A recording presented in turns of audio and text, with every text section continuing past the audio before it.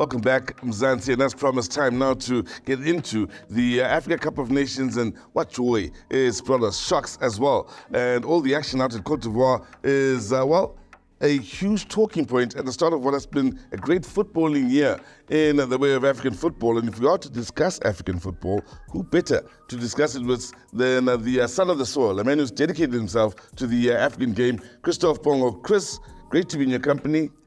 Let's talk this AFCON. Yeah. So many surprises, so many shocks, yet a high quality. Talk to me, your teams that have qualified, what separated them and why so many shocks? You and I, when we used to go to AFCON, a 1-0 win, it was a big game. Yes. A 2-1 win, it was a big game. Great entertainment, 3 goals.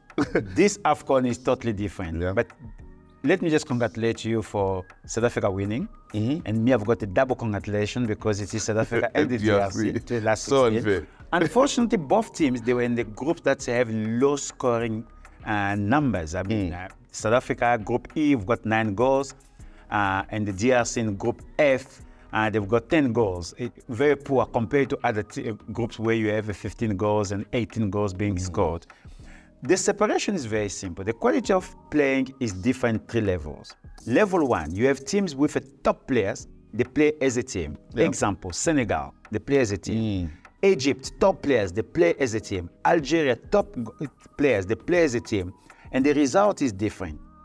Then you have an average team, play as a team.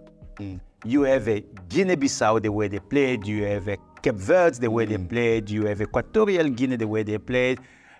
Including Namibia. Average team, but with a team play. And then you have teams with top players, but individual. Yes. Wow, the DRC of this world, they are very individual. Ghana of this world, individual. Cote d'Ivoire, individual. Nigeria, individual.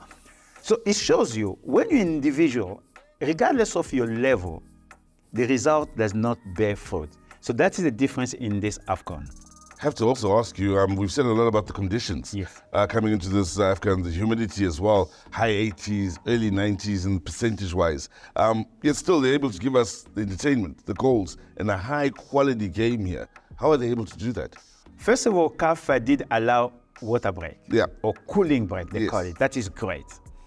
The second one is, I say to you, in Africa, there is a proverb that if you have one choice, and that choice that you have, losing is not an option, wow, losing is not an option. You will take it. So losing is not an option. So regardless of the weather, regardless of what's happening, I mean, we have kids in Africa, they have to go for 7 kilometers for them to find water, and they have to go uphill, and they've got water and they come with it, but they still manage to get the water. The result in this tournament, it was water. You don't want to lose. So regardless of the time, you have to win. And you're talking about the condition. 80% of games in this AFCON were decided in the last 90 minutes, the last 5 minutes. Last 5 minutes. True. The results change for you to go through or not to go through. So that tells you that the power of human ability, and of course, things are changing. Technology is coming in. You saw players wearing long sleeves, not because they wanted to be fashionable, no. It is to block the heat and to keep them dry. And that alone is well good. Many teams, they came with different doctors for them to have a recovery time becoming shorter. But now the conditions become even heavier because now the coach will tell you, you have 120 minutes. Give me 100% in 120 minutes, and then you go home. So that's what we're saying.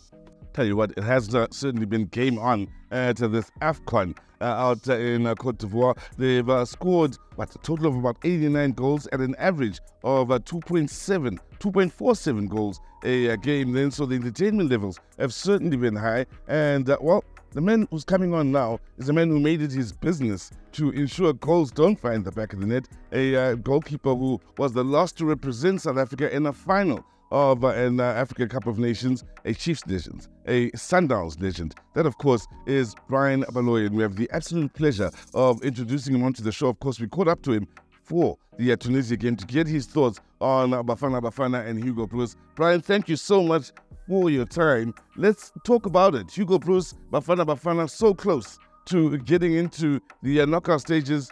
In your thoughts, what would Hugo Broos be saying to the players in training or in the change room to try and get them to take that all-important step into the knockout stages? I think right now the coach is telling the boys that let's forget about the victory on Sunday. The victory was very important, but now they have to get their feet back on the ground, and this should be for most of the players in this squad, especially players like Temba, Zwane, like Pesitau. This might be their last Nations Cup, but they need as well to be to keep their feet on the ground and forget about the history between Tunisia and South Africa, knowing exactly that we haven't beaten them in the last 3 games in the AFCONs. So he should highlight that, and so that the players can look at it as that it's an opportunity for them to make history. You've been there before in the way of an AFCON. You've gotten to a final in your playing days. And let's talk now about your experience at an AFCON in your playing days and this current AFCON that's just kept the hits and surprises coming all the way through. Yeah, I had an opportunity of playing in the AFCON and going all the way to the final. And I think the boys have an opportunity to do that right now. And one of the biggest things that I've noticed with this Nations Cup is that the gap between the big countries and the smaller countries has really narrowed.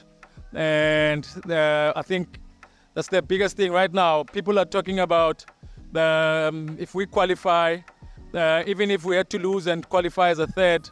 For me, it's very important really to qualify, whether it's first or second.